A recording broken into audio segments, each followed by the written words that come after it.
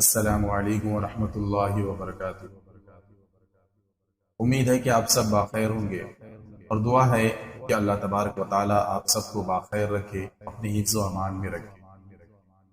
میرا نام محمد رضوان الرحمن الجامعی ہے اور میں آپ حضرات کے سامنے ایک بہت ہی خوبصورت سا موضوع لے کر آیا ہوں۔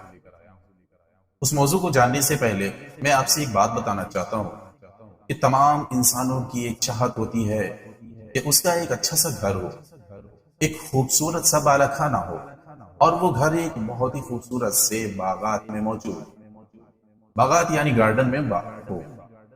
تو آئیے اب میں آپ کو اپنا موضوع بتانے جا رہا ہوں، اپنا ایک ٹاپک بتانے جا رہا ہوں کہ وہ ٹاپک ہے جنت کے گھر، اس کے بالکونی اور خیمے کیسے ہوں گے۔ اللہ تبارک و تعالی نے قرآن مجید میں فرمایا ہے وَمَسَاكِنَ طَيِّبَةً فِي جَنَّاتِ عَدْنٍ، اور ان سے اللہ تبارک و تعالی نے اچھا عمدہ مکانوں کا بھی وعدہ کیا ہے۔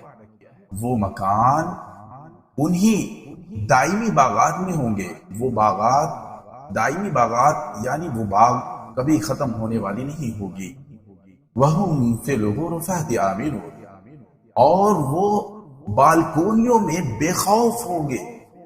أُولَٰئِكَ يُجْزَوْنَ الْغُرُفَةَ بِمَا صَبَرُوا وَيُلَقُّونَ فِيهَا تَحِيَّةً وَسَلَامًا، یہی وہ لوگ ہیں جن کو ان کے صبر و استقامت یعنی جب وہ صبر کیے اور اس صبر پر جمے رہے، اس کے بدلے میں انہیں بالکونی دیے جائیں گے، اور وہاں دعائے خیر اور سلامت کے ساتھ ان کا استقبال یعنی ویلکم کیا جائے گا۔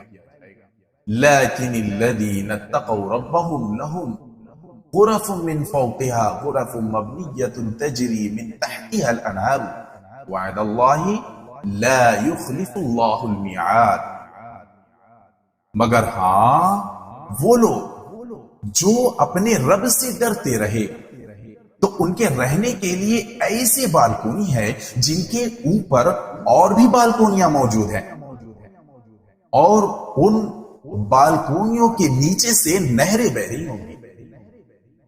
یہ ان سے اللہ نے وعدہ کیا ہے، اور اللہ تبارک و تعالی اپنے وعدے سے اپنے وعدے کے خلاف نہیں ہوتا۔ حور مقصورات فی الخیام، وہ عورتیں گوری رنگت کی ہوں گی اور خیموں میں موجود ہوں گی، جسے ہندی زبان میں خیمے کو تمبو کہتے ہیں، وہ تمبو میں محفوظ ہوں گی۔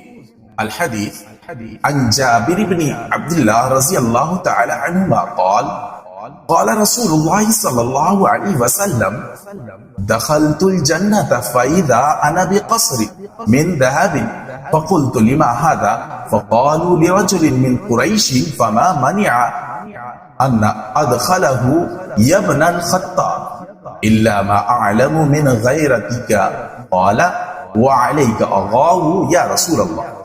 حضرت جابر بن عبداللہ رضی اللہ عنہما فرماتے ہیں کہ رسول اللہ صلی اللہ علیہ وسلم نے ارشاد فرمایا، میں جنت میں داخل ہوا تو وہاں میں نے ایک محل سونے کا دیکھا۔ میں نے پوچھا یہ محل کس شخص کے لیے ہے؟ جانتے ہیں فرشتوں نے کیا جواب دیا؟ فرشتوں نے کہا کہ یہ ایک قریشی نوجوان کا ہے۔ دوسری روایت میں آیا ہے کہ یہ عمر کا ہے، خطاب کے بیٹے۔ چونکہ مجھے معلوم تھا کہ تم میں غیرت ہے، اسی وجہ سے میں اس محل میں داخل نہیں ہوا۔ نبی صلی اللہ علیہ وسلم کہتے ہیں کہ میں اسی وجہ سے اس محل میں داخل نہیں ہوا۔